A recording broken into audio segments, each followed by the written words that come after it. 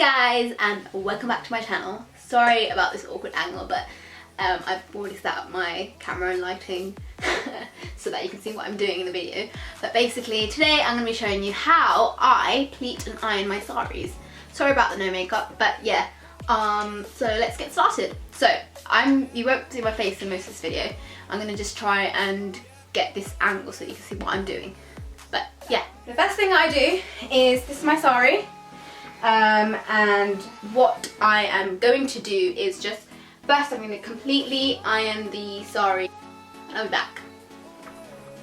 I've seen loads of people use steam irons to iron their saris, but I don't have one. If you do have one, it will be much easier, but I don't have one, so I just use the basic one. And with a setting, always use a lower setting than you need. If you're not sure what setting to use, always use the lower one because you do not want to burn your sari. I'm going to whiz through this bit so that it doesn't take long.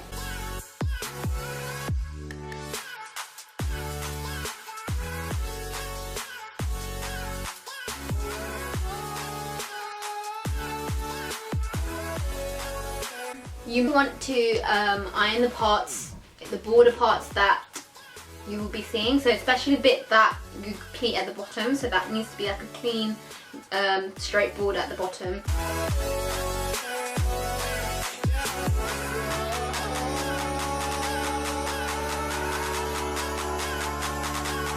Well, I haven't done it properly because I'm not really going anywhere, it's just for the purpose of the video, but I've done it just roughly. You want to start off by pleating your border. So what I like to do is, you want to get the side of the sari that is the part that's facing outwards, so the one that has the design on it. As you can see, they're both similar. The slight difference, this side's a bit more shinier than this side. So this is the top layer of the sari. So I haven't ironed it out properly, but because you can still see the pleats from before. I pleated before and you can still see the pleats. It's not a big deal because you're going to be pleating again in the same position. Unless you are going to be doing a bigger pleat or a smaller pleat, you might want to pleat it out properly. This sari is actually from Saree in Wembley. It was about £30, I think. And this is the bottom part that you can see. One side's more shinier than this, so you can see this is the outside. So what you're going to do is, it depends on the sari. This is quite an easy sari to pleat. Some saris are a bit more difficult to pleat, but this sari is quite easy to pleat. So what I do is, so you clasp the two last fingers and so the thumb and the ring finger and the index and the middle finger. So it's like this and like this. Do you see what I mean? Like this. And then, I already have a guideline, but it depends on how thick you want the border. And in this case, you can see that we've got a distinct border and it's quite relatively reasonably sized. But for me, because my shoulders are quite small, I like them smaller than this size. So as you can see, mine will come a little bit inwards to the, maybe like 1 centimeter inwards. And so from that point, you want to make a fold and you want to bring that piece back. Now, when you're pleating the sari, what I like to do is, on the front pleat, what I like to do is, I like to leave a little gap. So you see how you have this pleat here? So when you fold this back, and you fold this pleat back on itself, you see here, I leave a little tiny gap when I fold it back, so that when you make your pleats back and forth, if there is a pleat that's out of place, you can kind of like hide it in that little gap. So you have like ½ centimeter gap to hide that pleat that may be maybe bigger. If you are more skilled than me, then you can make it exactly the same pleat all the way through so that it does look better, but I just find it easier to do that. So leave a tiny gap there. So then I'm just going to quickly pleat back and forth.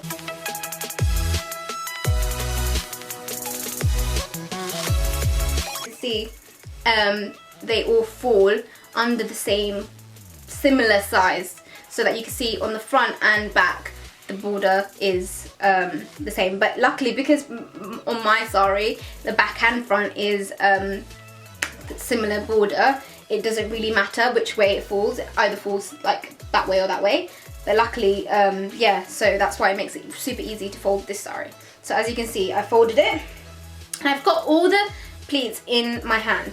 So what I tend to do is I get a setting clip like this for your hair, and what I do is I put it on one side like this, and I basically rearrange the pleats so that they're all in the same order, so that before you pin it, you know that it's all right. So I'll show you basically. So I have all my pleats here, and I'm just going to make sure that they're all straight on this side, so that they're all straight here.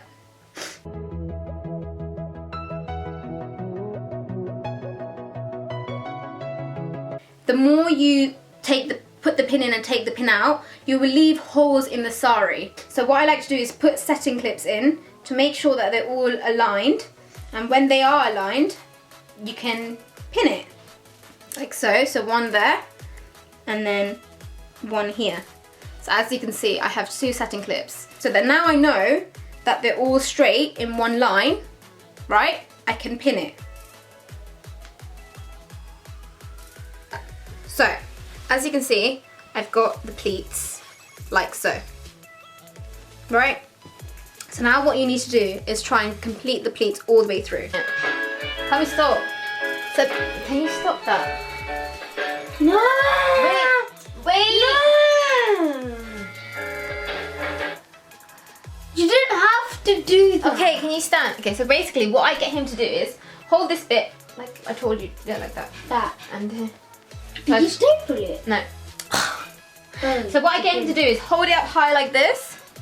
If you have someone to help, it would be easy. And then what I do is, I wouldn't normally help. tell me shush. Okay, So then I get the pleat in hand, and I basically make sure that it's in line each side. Just keep going like this, both sides, until you have all the pleats in order, like so. You see? No. And then I just move this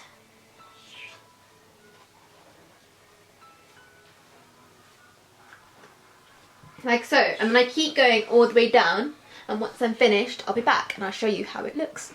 Are you sure? And you basically do the same thing again and again until you get the correct height from your shoulder to the bottom. So I like my my tongal, pallu, like just below my knee. Some people like it really short, some people like it really long. It just depends how long you want it. And now you can see that it's just below my knee, and I've got the pleat all the way through. So you can see. Do you see that? So now what I'm going to do is I'm going to get the iron and iron it flat all the way through. Yeah? To the bit that comes around your chest area. So I have the sari like this. So what I do is I bring out the pleats and I form them like so. You see this pleat here? You want this to fly flat all the way through, so like straight, I mean, not flat. And then you want to bring the rest of the pleats in the same order that you have, but you want to like spread them out.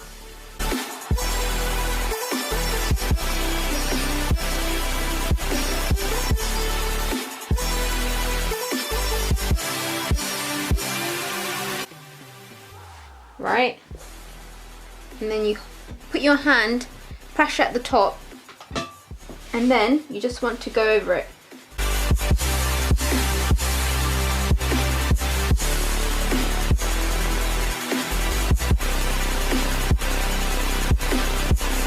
What it's supposed to be. And you just keep going basically. Now, to the front part. So as you can see, right, so this is the sari, and so what I do is for the middle part I measure how where the pleats will fall. So then I just like do one circle. If you haven't watched my sari draping tutorial, go and watch it, I'll link it up there. Here, click on it. And so I measure it around, so from here. So now you just want to do less pleats than you normally would do. So what I would do is, I would do about like 5 pleats, roughly 5 pleats.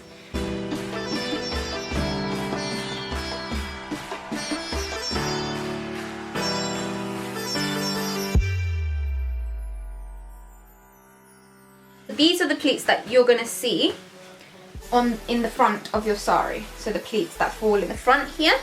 So these are the pleats. Now what I like to do is, I like the bottom bit to be natural, so I don't like them straight. Basically pin all of these pleats together.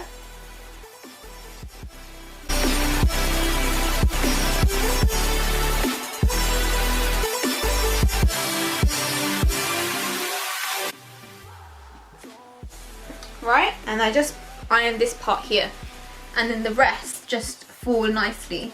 So they're just not straight like flat like that. They're just like kind of curved, and I like that it's a bit natural there.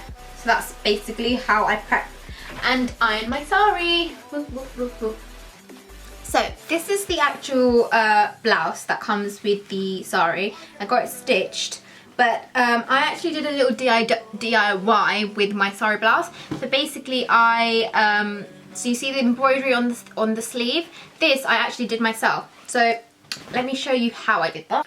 So let me show you. So this is basically a little strip of one of my old like churidar, salwar, kameez, whatever you want to call it. So I basically tore it up, and then I got like these little embroidery bits that were on the churidar, and I cut it up and sewed the edges around, and basically I sewed it onto the blouse, and then I stuck the edges of the piece with some thread glue, and then I used some individual sequins in the middle just to make sure that it wasn't a little bit blank. So then that's how I did the sleeves. So yeah, so that's my little DIY, because I didn't want it to be all just like one thing, so I just did a little, you know, jazz it up. So that's basically how I did the sleeves of my blouse. Yeah, super cool, right? Hopefully you can do some DIY too, because it's super easy. So that's basically how I drape, pleat, prep my sari, whatever you want to call it. If you want to see how I got this look, this hair and makeup, please do check in the description bar below or in this link above here to see how I got this look. So that's the end of the video, guys. I hope you enjoyed the video. Please do like, comment and subscribe, and please do share the video if the video was useful, and do follow me on all my social media, and I'll see you next time. Bye.